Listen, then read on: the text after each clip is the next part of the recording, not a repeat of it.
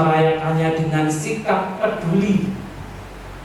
Peduli satu sama lain, solidaritas sebagai sesama manusia, sebagai umat Tuhan, sangat peduli, terutama dengan orang yang termiskin dari yang miskin. Itulah sahabat-sahabat Ibu Teresa yang sesungguhnya. Waktu itu kami tidak diberitahu panti apa begitu ya. Pokoknya nanti frater tugasnya untuk menyanyi supaya nanti yang penghuni pantinya semangat. Kan biasanya gitu ya. Kalau ada frater suster gitu, ayo suster mimpin nyanyi gitu kan. Suster kan suaranya bagus-bagus, frater juga. Frater itu nggak tahu enak nggak suaranya atau fals gitu. Ya. Jadi karena nggak tahu, kami semangat. Begitu masuk panti ketemu ya ada anak-anak, ada lansia campur jadi satu gitu. Ayo kita berdiri semuanya. Kita diajak berdiri kok mereka duduk aja gitu. Nyanyi ya kita nyanyi happy ya nyanyi ya happy. Kok mereka diam aja. Terus bingung kami tanya sama perawatnya, kok mereka nggak nyanyi, nggak ikut menari nyanyi berdiri, kenapa? Mereka bisu tuli. Maaf loh. Ya, jadi dia di situ belajar. Oh iya, lain kali itu tanya dulu gitu. Tanya dulu siapa ini yang kita temui kan? Mungkin perlu bantuan penerjemah gitu ya. Oke. Terlepas dari pengalaman tadi, saya pun merefleksikan Injil hari ini. Dikatakan Yesus tadi, kami meniup seruling bagimu, tapi kalian tidak menari. Kami menyanyikan kidung duka, kalian tidak berkabung. Ini adalah suatu ungkapan bahwa Yesus itu sebenarnya sangat kecewa atau sedih karena orang Yahudi, umat pilihan Allah itu, mereka tidak mau mendengarkan kesaksian dari Yohanes Pembaptis. Kan kita tahu Injil kan mengatakan Yohanes Pembaptis itu datang untuk menyiapkan jalan bagi Tuhan. Itu masa Advent. Siapkanlah jalan bagi Tuhan, luruskanlah jalan yang bengkok-bengkok. Timbunlah jurang-jurang. Pokoknya ratakan jalan bagi Tuhan. Siapkan jalan yang baik untuk Tuhan. Itu pesan Yohanes Pembaptis. Tapi orang Yahudi menilai Yohanes Pembaptis itu sedang kerasukan setan. Lucu ya. Orang baik, orang yang mengingatkan siapkan jalan sama Tuhan malah dituduh kerasukan setan. Nah, Yesus sendiri bahkan anak manusia, putra Allah yang maha tinggi, ia makan dan minum, merayakan perjamuan. Tapi dibilang, lihat, Yesus itu seorang pelahap peminum, sahabat pemungut cukai dan orang berdosa. Artinya apa? Orang Yahudi menolak kesaksian Yohanes Pembaptis dan kesaksian Yesus sendiri. Kurang apa lagi?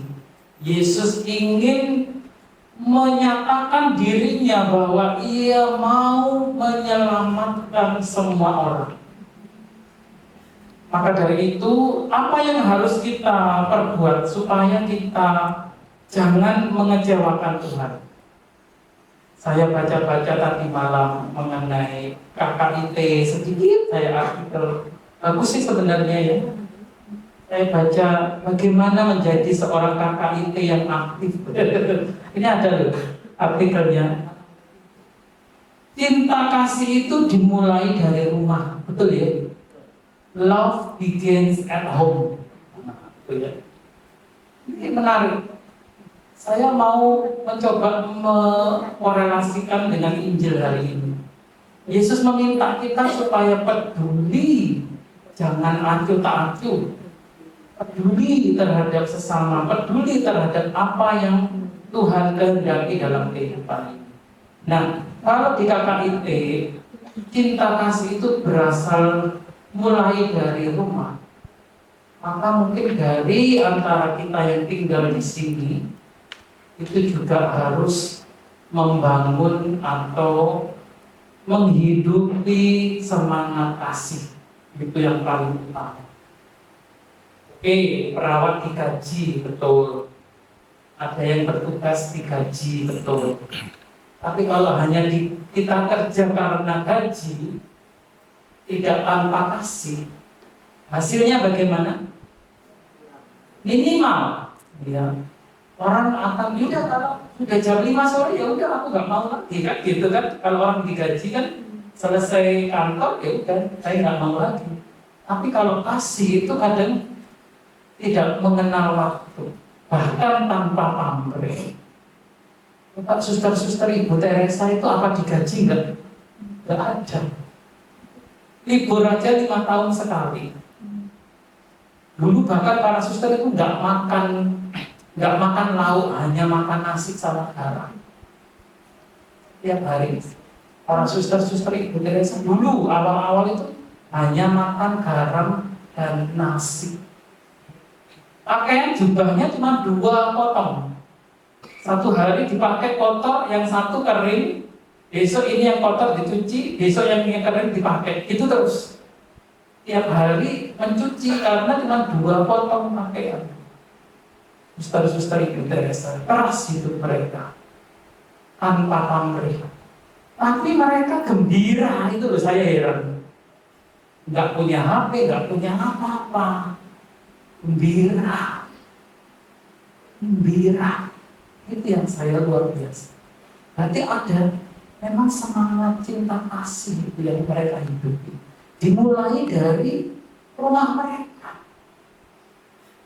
Para suster itu benar-benar tinggal di rumah itu betul-betul nyaman.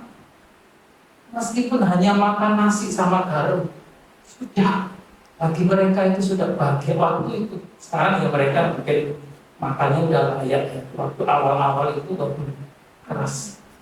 Tapi ya gitu, bahagianya itu loh. Bahkan itu karena mereka hidup bahagia sampai tamu-tamu dari luar negeri datang.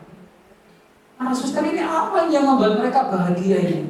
Kok bisa melayani orang-orang itu dengan sepenuh hatinya? Akhirnya diekspos di media massa, seluruh dunia melihat, ya kan? Viral. Karya Ibu Teresa. Wah, jadilah akhirnya terbentuklah KKIT, ya kan semuanya ya. Kalau para suster sendiri mungkin nggak mampu ya menjangkau semua orang ya, maka perlu KKIT ini sebagai perpanjangan dari tangan Tuhan, ya kan. Semangat dari Ibu Teresa itu melalui Anda ini. Betul ya Bu, kira-kira ya Bu ya? Karena paling senior. Yang kedua adalah lakukanlah hal-hal kecil dengan cinta yang besar. Ini sebenarnya kata-kata dari Santa Teresia dari kanak-kanak Yesus. Ibu Teresia sangat mengagumi biarawati Karmel namanya Santa Teresia dari anak-anak Yesus. Itu seorang biarawati suster yang hidup dalam pertapaan. Meninggal usia 24 tahun tapi menjadi orang kudus. Cepat sekali. Menjadi dokter gereja, penjaga gereja, pelindung misi. Santa Teresia dari anak-anak Yesus. Santa Teresia Lisieux. Itu idolanya Ibu Teresa Calcutta. Sehingga kata-katanya ini dipakai. Lakukanlah segala sesuatu dengan cinta yang besar. Yang berikutnya, banyak berdoa. Itu saya kira 3 kunci KKIT supaya juga punya semangat yang membara seperti semangat Ibu Teresa. Saya lihat Ibu Teresa itu setiap hari berdoa rosario, setiap hari adorasi, setiap hari dia mengunjungi orang-orang miskin setiap hari sampai badannya sudah bungkuk ya. Dia tidak lelah, terus melayani. Itu luar biasa. Saudara-saudari yang terkasih, Ibu Teresa memberikan teladan bukan dengan banyak kata-kata, tapi dengan hidupnya. Hidupnya Ibu Teresa itu sebuah Injil, sebuah pesan Injil untuk dunia, untuk kita semua. Bahwa kita harus memberikan sebuah sikap peduli, solider terhadap sesama, mengasihi. Sebagaimana Ibu Teresa juga yakin bahwa Yesus hadir dalam diri sesama kita, terutama. Terima kasih. Jadi Yesus hadir dalam sesama kita, terutama dalam diri saudara-saudari yang ada di sekitar kita ini. Yesus pernah bersabda, sesungguhnya barang siapa yang melakukan segala sesuatu untuk salah seorang dari saudaraku yang paling hina ini, ia melakukannya untuk aku. Saya berbahagia hari ini bersama teman-teman KKIT boleh mengunjungi panti ini. Semoga kunjungan ini juga seperti kunjungan Yesus, masuk ke rumah ini membawa berkat, kebahagiaan, kesehatan, sukacita, pengampunan Tuhan bagi kita semua. Amin.